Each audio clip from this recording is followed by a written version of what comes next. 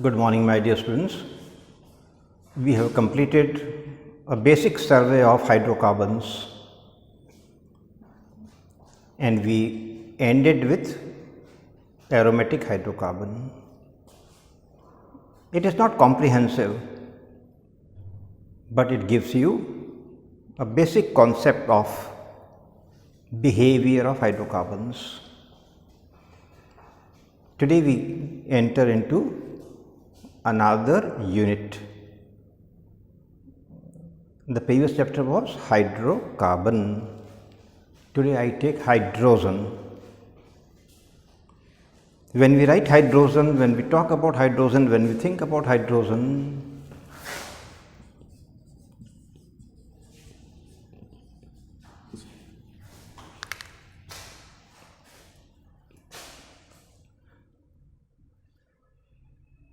this is the first element of periodic table, smallest element of periodic table, lightest element of periodic table, and all other elements are compared with hydrogen, क्योंकि hydrogen सबसे छोटा होता है. अगर valence से compare करना है तो हाइड्रोजन से कंपेयर करो, एटॉमिक वेट कम हाइड्रोजन से कंपेयर करो, मेटल्स के रिएक्टिविटी देखना है तो हाइड्रोजन लेकर आ जाओ. Hydrogen is the landmark. इसी से अपन दूसरे एलिमेंट्स को तोलते हैं, नापते हैं, because this is the smallest unit, सबसे छोटा एलिमेंट है. हाइड्रोजन की कुछ खूबियां हैं, कुछ खूबियां हैं. We know that hydrogen atom has one electron and one proton. एक इलेक्ट्रॉन एक प्रोटॉन,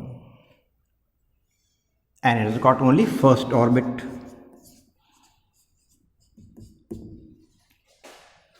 तो फर्स्ट ऑर्बिट की मैक्सिमम कैपेसिटी इलेक्ट्रॉन होल्ड करने की होती है 2. You know that. पहले में 2, दूसरे में 8, तीसरे में 18.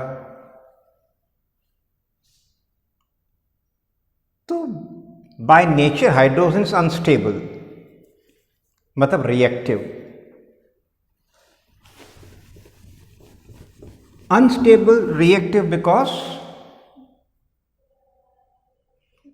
It's shell is incomplete. तो हाइड्रोजन को स्टेबल करने के 2 तरीके हैं.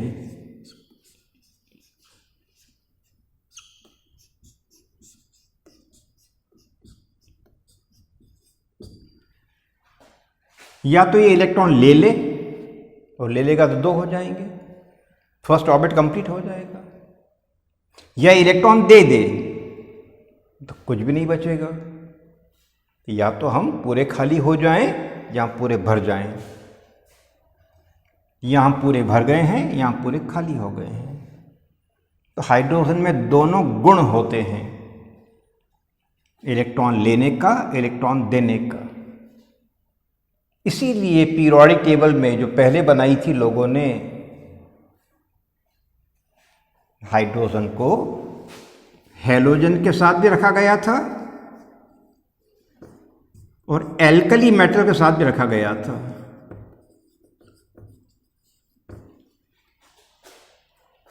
तो जैसे हैलोजन्स बनाती है Cl1 नेगेटिव, ये बनाता है H1 नेगेटिव. जैसे एल्कली मेटल बनाती है Na1 पॉजिटिव, ये बनाता है Na1 पॉजिटिव. तो ये दोनों काम कर सकता है लेन देन का. But in the modern periodic table, which is arranged according to electronic configuration, electron की जमावट पर डिपेंड करता है मॉडर्न पीरियोडिक टेबल. इसलिए हाइड्रोजन का अपन अब फर्स्ट ग्रुप में रखते हैं. फिर उसमें एक इलेक्ट्रॉन होता है, वैलेंस इलेक्ट्रॉन एक है इसका, इसलिए इसको पहले ग्रुप में रखते हैं.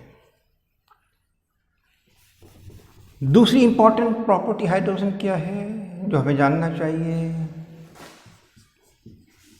आप खुद अनुमान लगाएं सर क्या लिख रहे हैं।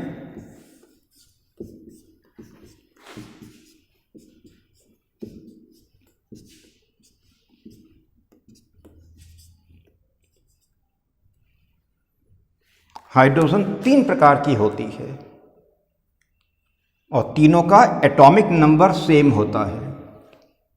एटॉमिक नंबर मतलब नंबर ऑफ प्रोटॉन्स, पर मास नंबर अलग अलग होता है।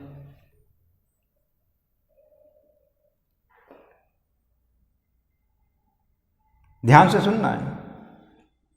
यहां 1 - 1 0 हो जाता है, मतलब यहां न्यूट्रॉन्स नहीं होते हैं। यहां एक न्यूट्रॉन होगा 2 - 1, यहां 2 न्यूट्रॉन्स होंगे 3 - 1। ये तीनों कहलाते हैं आइसोटोप्स ऑफ हाइड्रोजन। आइसोटोप्स क्या होते हैं मालूम है आप लोगों को? Where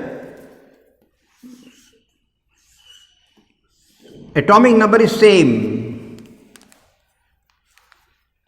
but mass number is different। ये हाइड्रोजन हमारी सामान्य ऑर्डिनरी हाइड्रोजन है और ये ऑलमोस्ट 99.98% होती है इन ए गिवन सैंपल ऑफ हाइड्रोजन। ये सबसे कम पाई जाती है 10⁻⁻15%। और ये बची हुई ये हो जाती है।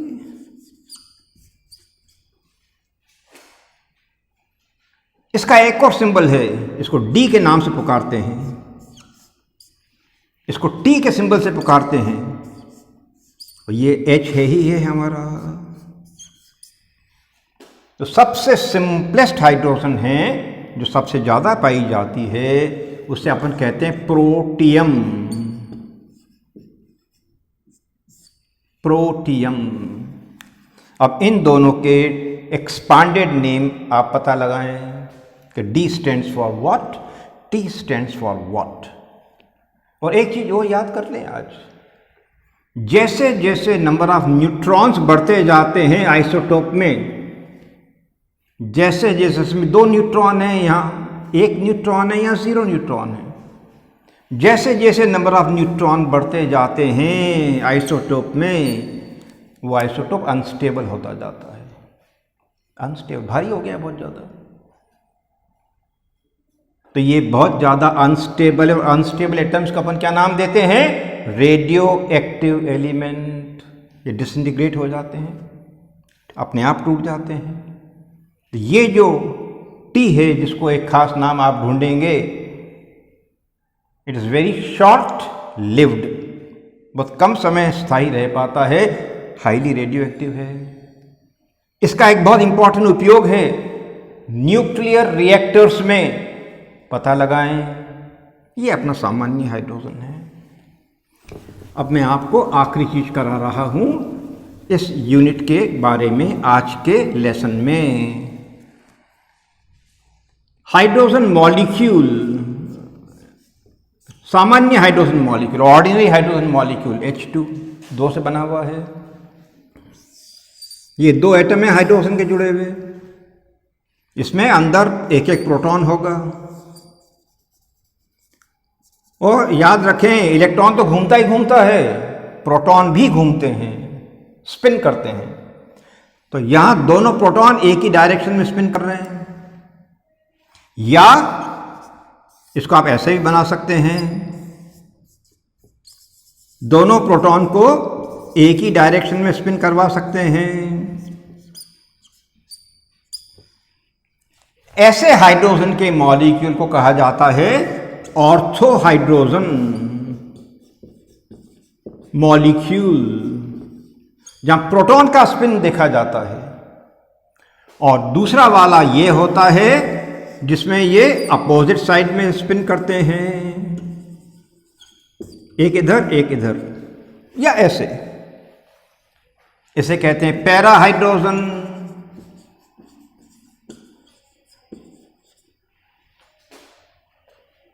सामान्य तापमान पर और उससे थोड़ा ऊपर ऑर्थो हाइड्रोजन 75% होती है और पैरा होती है 25%। और जैसे जैसे टेम्परेचर कम करते जाते हैं कम एब्सोल्यूट पर चले जाते हैं हम, तब ये बढ़ जाती है 99% और ये कम हो जाती है। मतलब पैरा हाइड्रोजन सभी तापमान पर स्टेबल है, यहाँ भी स्टेबल है, लो पर भी है, रूम पर भी है। ये बिल्कुल ज़ीरो हो जाती है जाते जाते जब टेम्परेचर कम हो जाता है। तो इसलिए कहा जाता है para hydrogen relatively more stable then ortho hydrogen. और डिफरेंस क्या है दोनों में? Spin off proton, not electron, proton. Same side हो तो ऑर्थो, अपोजिट साइड हो तो पैरा रिलेटिवली मोर स्टेबल है at different temperature range. Room temperature पे और लो टेम्परेचर पे भी बहुत ज़्यादा हो जाती है। That's all for the day. God bless.